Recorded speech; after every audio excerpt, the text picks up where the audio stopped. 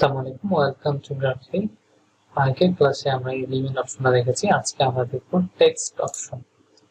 টেক্সটে ক্লিক করলাম। ক্লিক করলে কি কি অপশন পাচ্ছি? এখানে সার্চ বার, এখানে আমরা কোনো কিছু ফন্ট রিলেটেড সার্চ করলে এখানে পাবো।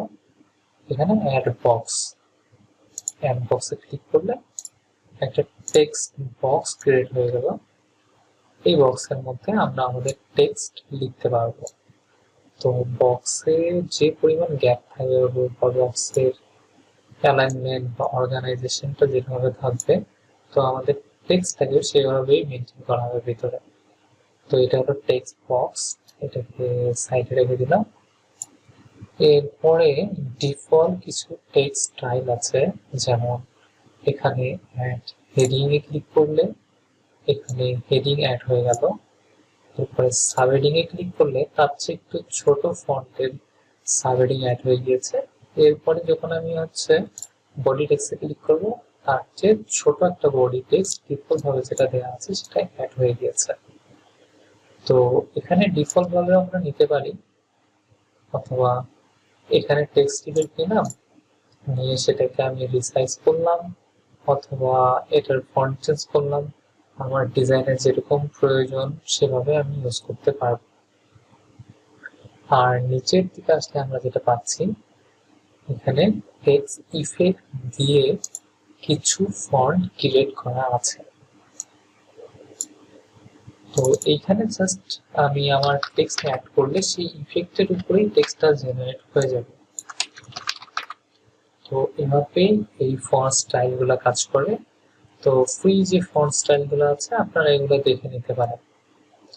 এবার আসি টেক্সট অপশনে।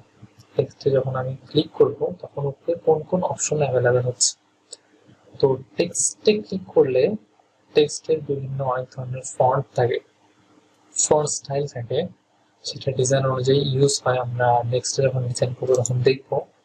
এখন জাস্ট ওভারঅল একটা ফন্ট গুলো দেখে দিচ্ছি কিভাবে কাজ করে। ক্লিক করলো, এই যে চেঞ্জ হয়ে গেল, এই ফন্ট স্টাইলটা চলে এসছে। এরপরে অ্যান্টনে ক্লিক করলাম, অ্যান্টন ফন্ট স্টাইলটা চলে গেল। তো এভাবে আপনারা এখান থেকে ফন্ট সিলেক্ট করে আপনাদের ডিজাইন অনুযায়ী ফন্ট চেঞ্জ করতে পারেন। আর এখানে ফন্ট স্টাইল সেট করতে পারেন যে আপনার এই ফন্টের সাথে এই ফন্ট ইউজ করবেন, এই রিলেটেড একটা স্টাইল আপনি ইউজ করবেন। তো সেক্ষেত্রে ব্র্যান্ড হাব যদি থাকে তাহলে আপনি অ্যাড করতে পারেন। তো যেহেতু ব্র্যান্ড হাব প্রিমিয়াম সাবস্ক্রিপশনের জন্য, সো এটাকে আমরা স্কিপ করছি। তো নেক্সটে যেটা আসে সেটা হচ্ছে সাইজ। প্লাসে ক্লিক করলে সাইজ বাড়বে, মাইনাস ক্লিক করলে কমবে। আর যদি কাস্টম সাইজ দিতে হয়, যেমন 44.4, সেটাকে কাস্টম ভাবে আমরা দিতে পারবো। এরপরে কালার অপশন এটা দেখানো হয়েছে। এরপরে ক্যান্টন ফন্টে ইউজ করতেছি, এই ফন্টের বোল্ড অপশন নাই, ইতালিক আছে, সেই জন্য বোল্ডটা অ্যাশ হয়ে আছে। তো নিচের যে ফন্ট আছে এটাতে আবার বোল্ড অ্যাক্টিভ আছে। ক্লিক করলাম, বোল্ড, বোল্ড রেজ, এরপরে আন্ডারলাইন। এরপরে এটা হচ্ছে আপার কেস, এই অপশনটা অনেক ইম্পর্টেন্ট। এই অপশনটা যদি ইউজ করে রাখি, আমি যদি লোয়ার কেসে টাইপও করি তারপরে লোয়ার কেস আসবে না, আপার কেসে আসবে। এর পরের অপশনটা যেটা, সেটা হচ্ছে অ্যালাইনমেন্ট। এটা হচ্ছে ফন্ট অ্যালাইন। ফন্টটা এখন মিডিল অ্যালাইনে আছে। আমি এটাকে লেফট অ্যালাইনে নিলাম, রাইটে ক্লিক করলে রাইট অ্যালাইনে নিলাম। এটা আমাদের ডিজাইনে অনেক হেল্প করে। এরপরে এটা হচ্ছে লিস্টে, লিস্ট 1 2 3, এরপরে লিস্ট ক্যান্সেল। এরপরের যে অপশনটা আছে সেটা হচ্ছে লেটার স্পেসিং, একটা লেটার থেকে আরেকটা লেটারের দূরত্ব। আর নিচে যেটা আছে এটা হচ্ছে লাইন স্পেসিং। এটা কিভাবে কাজ করে, এই যে উপর থেকে নিচে যে লাইনটা আসছে এইটার স্পেসিংটা এটার মাধ্যমে আমরা বাড়াতে বা কমাতে পারবো। আর তারপরে যে অপশনটা আছে এটা আমরা এখানে দেখছি, তাহলে বুঝতে সুবিধা হবে আপনাদের। একটা টেক্সট নিয়ে নিলাম।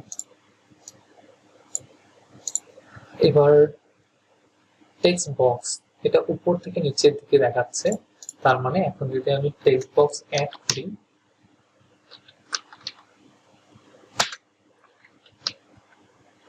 তাহলে এটা উপর থেকে নিচের দিকে আসবে। এরপরে সেকেন্ডে কি আছে, এটাতে যদি ক্লিক করি তাহলে এটা মিডল পজিশন থেকে উপরে যতটুকু বাড়বে নিচেও ততটুকু বাড়বে। তো এটাকে এমন আমি অ্যাড করি, একদম উপর নিচে সমানভাবে বাড়ছে।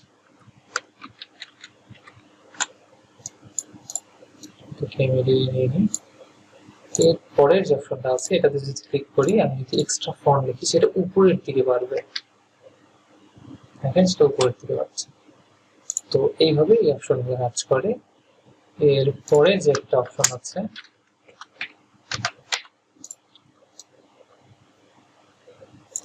এটা হচ্ছে ইফেক্ট অপশন, এটা আমরা পরবর্তীতে দেখবো। এরপরে অ্যানিমেশন অপশন, এরপরে পজিশন অপশন, এখানে অপোজিট, এখানে লক। তো আজকের ভিডিও পর্যন্ত, নেক্সট ভিডিওতে আমরা ইফেক্টার কাজগুলো দেখবো। তো সে পর্যন্ত ভালো থাকবেন। আসসালামু আলাইকুম।